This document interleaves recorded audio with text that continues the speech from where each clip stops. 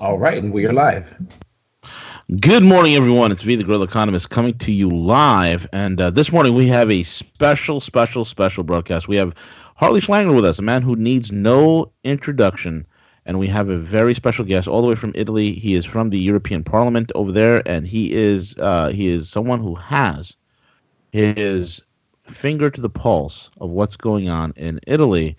We have Marco Zanni with us, and we are happy and excited to have him on. So, gentlemen, without further ado, Harley, why don't you lead us in this? Marco, Harley, both of you guys, welcome. Thanks, welcome, V. everyone. Now, I just think people need to know a little bit about Marco, who's a member of the European Parliament from Italy. He's an independent. He has been with various political movements in Italy, and he's closer, I'd say, at this point, although, Marco, you can tell us yourself, but I think closer to the League and the leader Salvini. But what's happened in Italy, as I reported last week, is there's been a complete panic introduced into the European Union bureaucrats by the Italian government coming in and insisting that the Italian people be represented by the government instead of the government being a puppet of Brussels. So, Marco, your government was just passed with a vote in the lower house 2 days ago, and then yesterday from the Senate. The Prime Minister Conte won a confidence vote. And why don't you take it from there? Tell us what's happening and the importance of this in terms of shaping the fight inside the European Union. Yeah, good morning, everyone, and thank you very much for this opportunity to explain what is happening in Italy, what will happen, and what has happened, and what happened in the last weeks when negotiations about forming new government were ongoing. First of all, finally, we have a government that represents the willingness of Italian people. Italian people voted for a change in the 4th March election, and finally, they supported two parties that are called or supposed to be against the system, the so-called populists or Eurosceptics or Eurocritics, as they call us here in Brussels and in the European institution. It's the first time in a European Union country and in one of the founding member states of the European Union, as Italy is, that full populist government takes the lead. So that's very important, and it's a sort of political revolution, not only in Italy, but in the whole European Union. And for sure, this will affect the future of the European project and the future development of the European integration.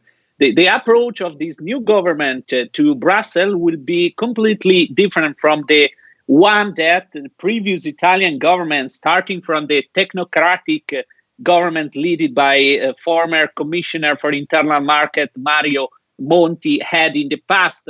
And it will be more focused on what our constitution states on jobs and growth. So it will be a completely different approach to the European institution. The focus will be more on the national interest, on the benefits for Italian citizens than the benefits for Brussels technocrats. So that's the first point. And that's why, in my view, European elites are worried about this government and try to do everything to stop this government to take place. So that's a very important point. We have won the first battle against the European elites that supported the wrong and disastrous policies in the European Union and in Italy in the last 8 years. Yeah, that's very important, and I think Americans don't know much about it. And I'd like to take up a couple of aspects here. The new finance minister yesterday spoke, and one of the things he said is that in order to reduce the deficit, we're not going to use austerity. We're going to increase growth.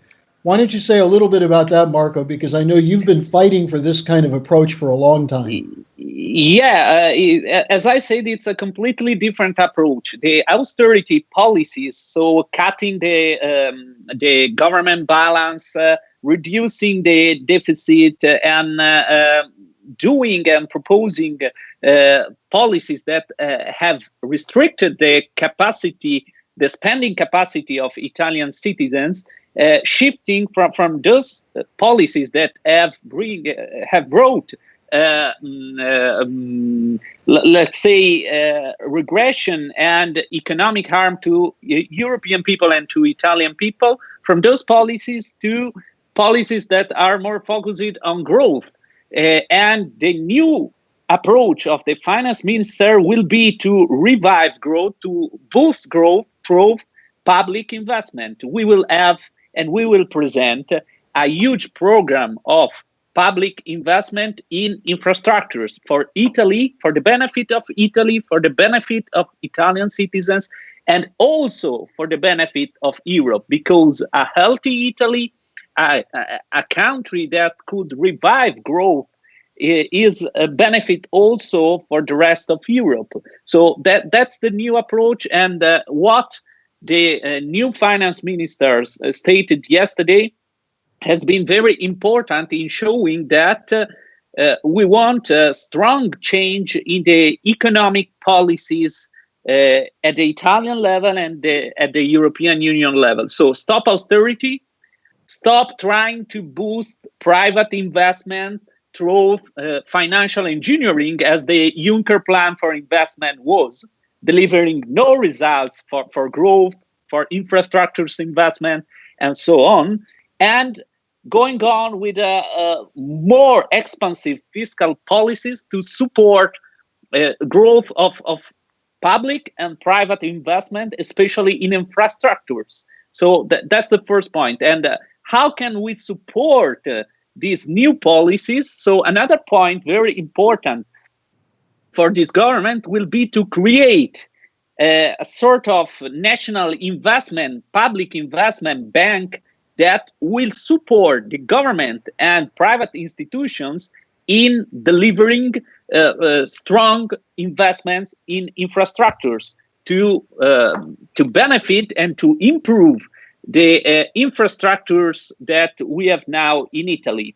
Because if you look at the data, not only in my country, but pretty much in the whole European Union, investment in infrastructures dropped quickly and dramatically since 2008, since the financial crisis. And the result is that the deterioration in our infrastructures impacted negatively our economies, our growth. So that's our starting point. Public investment program in infrastructure supported by a national investment bank. Now, Marco, one of the other points that the new Prime Minister Conte brought up in his speech the other day was banking separation. And this is something that you've campaigned for all over Europe. You came to the US Congress to support Glass-Steagall.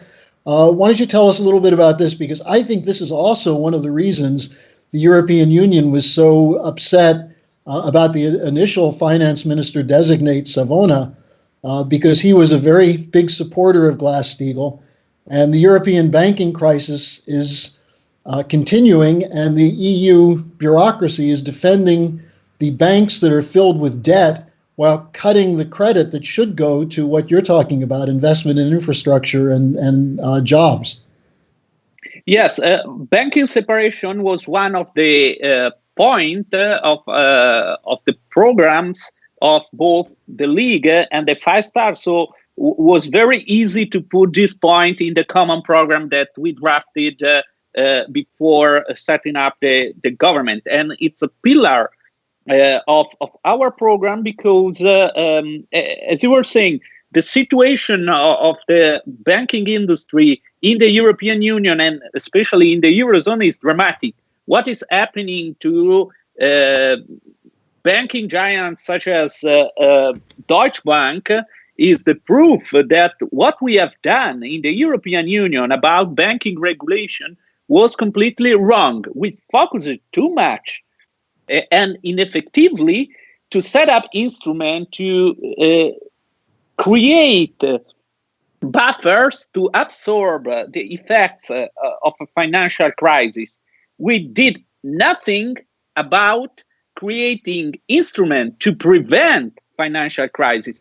And this point, banking separation is exactly the first step in changing also the approach to banking regulation in Italy and hopefully in the European Union, shifting the focus from creating useless instruments to absorb the effects of financial crisis towards creating instruments to prevent financial crisis in a more effective way.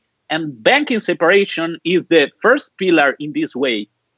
And it will be very important, this point, also to secure the Italian banking system that today is suffering too much due to the economic crisis that we suffered in the past years and the wrong banking regulation that we agreed at the European Union level.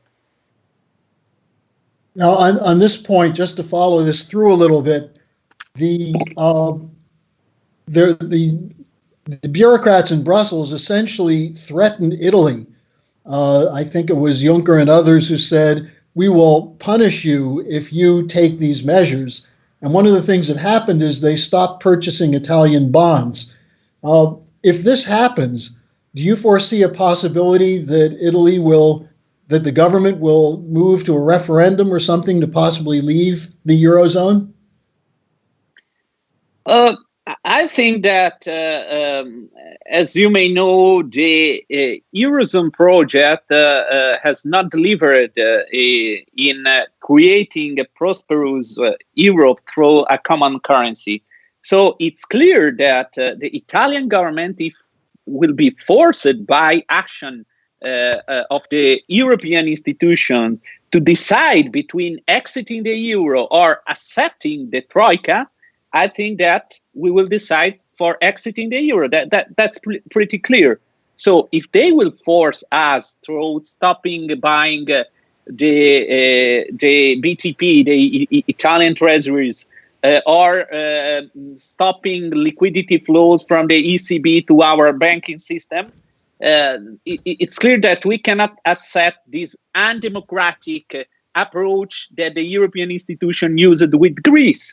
So Italy is not Greece. We are the one founding member of the European Union project. We are the third economy. After the Brexit, we will be the third economy of the European Union.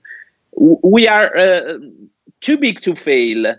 So if they will push us outside the Eurozone, it's clear that we will do it to protect our country, to protect our system, and to protect our people. So that's pretty clear. We cannot accept the Troika and the ESM program. So that's pretty clear. Having said that, there is no point in our common program about exiting the euro. So this government will not pursue policies for exiting the euro. So we are asking a new approach, totally different approach, especially in the socio-economic model that is behind the European Union project. We are asking for more space to foster and prop up growth, jobs, and investments. If the European institution will force us or will try to blackmail us, trying to shut down our banking system, trying to stopping the ECB in buying our bonds, then we will react in the best way and in the interest of European citizens. And if there will be to take a decision between exiting the euro or having the troika in Rome, it's pretty clear that this government will choose the first option. And I assume that would have the support of the Italian people even more now after the first time the European Union tried to get President Mattarella to shut down the new government.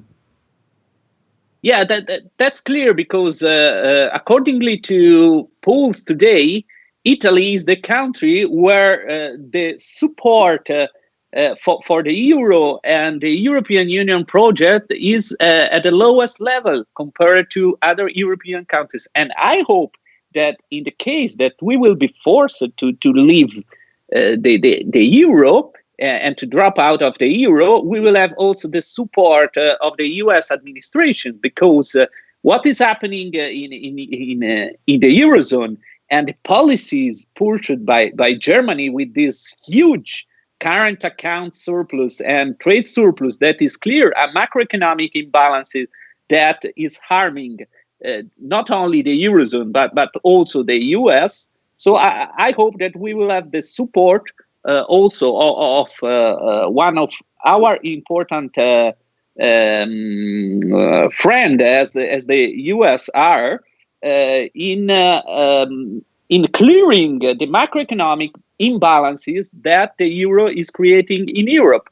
The euro is creating a sort of Balkanization of European countries. So that's a point in which the US have to take a sort of position, and the Trump administration is taking a strong position against the disruptive policies pursued by Germany.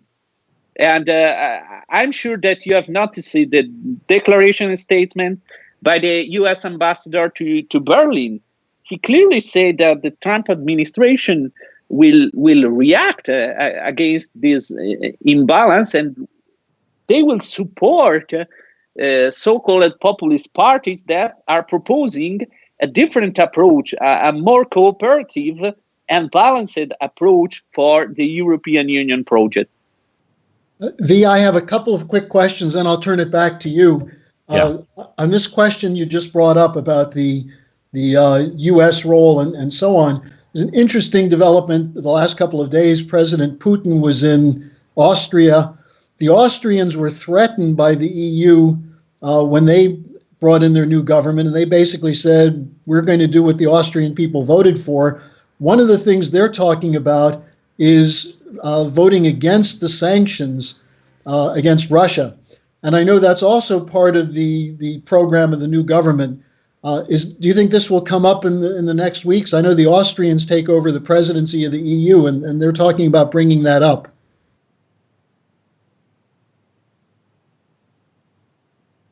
Is that a question for me or Marco? No, that was for Marco. Sorry, I didn't get it because I thought that it was for your colleague. Can you just reassume it? I'm just asking about the question of sanctions against Russia. That the Austrian government is talking about opposing it. Your new government doesn't want to continue the sanctions. What do you think is going to happen on that issue? This is another important point of our program, since Italy has been negatively affected by sanctions against US. We will propose a more positive approach and a progressive lifting of sanctions against Russia, because we will ask also to the US and Trump administration to keep the dialogue open with Russia. And we hope that after the meeting last week of the German Chancellor Merkel and the future meetings that I hope the new Italian Prime Minister will have with Putin, Europe will be able to change its view on Russia and on sanctions, and also to be the mediator between the Trump administration and Russia in order to create a cooperative approach in solving foreign policy issues. It's clear that, as I said, Italian businesses and especially our agricultural sector have been strongly affected by the sanctions and counter sanctions by Russia. We lost only in the agricultural industry more than 10 billion per year in export to Russia. So we want just a different approach that can, let's say, protect Italian businesses, protect our citizens, and that could lower the international tensions that are rising, not only in Russia, but also in the Middle East. And I think the Trump administration would agree with you on that, because after all, the whole reason behind the Russiagate attacks on President Trump was to prevent him from working with Putin. And now it does appear as though the possibility of a Putin-Trump summit is back on the agenda. Marco, my final question.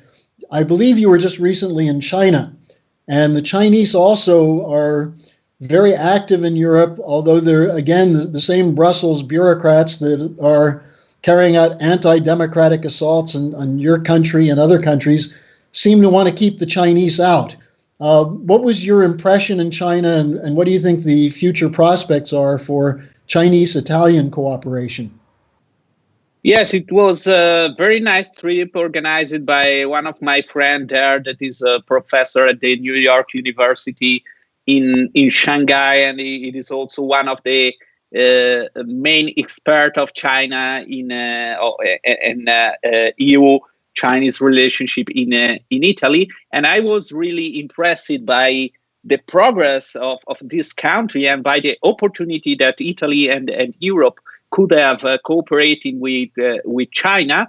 Matteo Salvini showed a strong interest in developing channel of communication with China and the Chinese government. And I remember that before the election, he said that one of his first trips outside the European Union as a representative of the Italian government would have been in China. So I think that in the next month, he will organize Chinese tour to develop connections between the Chinese government and the new Italian government. We want a multilateral systems, and we want to develop better relation with Chinese government and with Chinese businesses in the common benefit, both for China and for the European Union and Italy. It's clear that we have to protect our economy by unfair practices, but I think that we can find common benefits in cooperating with China, especially on initiative to create development in Africa, to cooperate with China in investing in for the development of Africa, and in this way we will benefit also in solving one of the main problems that is affecting Italy and the European Union, that is the management of migration flows. If the European Union will cooperate with China in making Africa a better place to live, investing money there, supporting African people with our know-how, supporting them with financing, then I think that we will save a lot of money that today we are spending to managing migrants and migration flows coming from this continent. Well, Marco, I want to thank you for being on. I know V has a couple of questions, but I think this situation is an extremely important one, and you and Salvini and the parties in the two parties, the Liga and the Five Star Movement, should be commended for the courage in standing up against the unelected bureaucrats of Brussels. So, V, you have a couple of questions? Yes, absolutely. Marco, my question to you and to all those that are listening out there that are in the EU, that are struggling with this, what would be the biggest message that you would want to send those citizens that are out there that have felt the absolute burden and pain initiated to them by Brussels? What would be your message of freedom to not only the EU, heck, even to the whole world? Because what Italy is doing is so inspiring. It's inspiring. It gives all of us great joy, and those of us who love freedom, who love the beauty of sovereignty. We're all here in the United States. We're all cheering for you guys. So it's so so happy to see what's happening in Italy. What would be your message, Marco? Yeah, thank you very much for your support. We need it because the media are against this government. The mainstream media are really having a terrible approach to this government. But we are happy to have so much people supporting us also outside Italy. What will be my message to people that are asking for a more democratic and fair world? That change is possible. What happened in the world in the last 2-3 years was impressive in showing that people are fostering and pushing for a change to the socio-economic model that was in place since the 80s, not only in Europe, not only in Italy, but in the world. This socio-economic system harmed people and affected negatively the 99% percentage of people in the world, and benefited only the 1% wealthy persons. So change is possible. After the victory of Trump in the US, after the Brexit, after the Italian elections and the first full Eurosceptic government in Europe, it's clear that something will change. So change is possible, and we will save democracy against people that try to shape policies in the European Union, in Italy, for the benefit of the elites and negatively impacting the interest of common people and of the other 99% of the citizens outside there.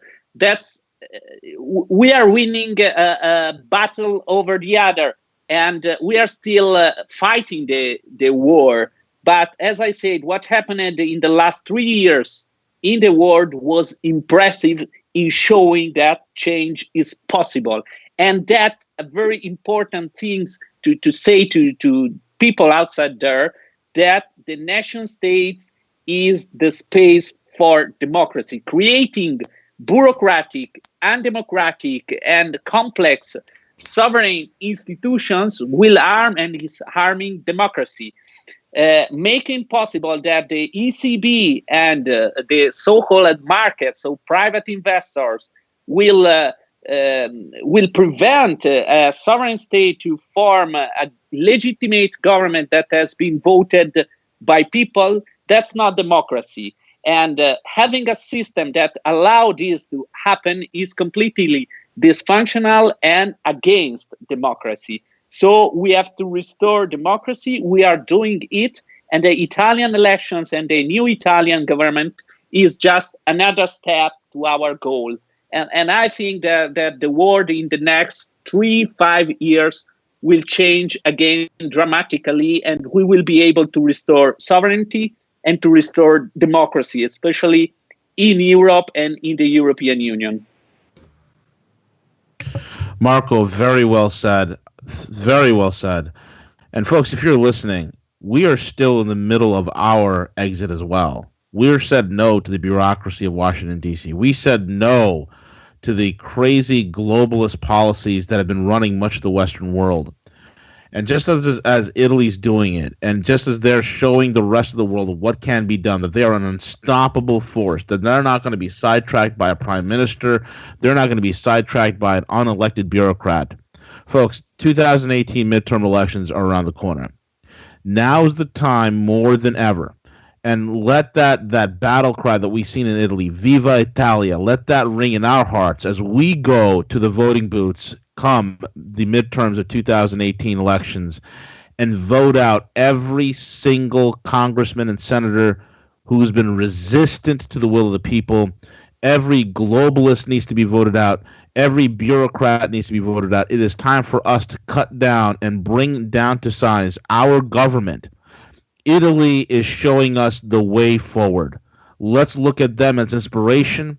Let's look at them as motivation, and let's look at them as partners, as brothers and sisters in this fight against globalism, against the dictates of unelected bureaucrats. And once again, Harley and Marco, thank you so much for joining us and giving us this inspirational message. Our hearts are with you. Our prayers are with you.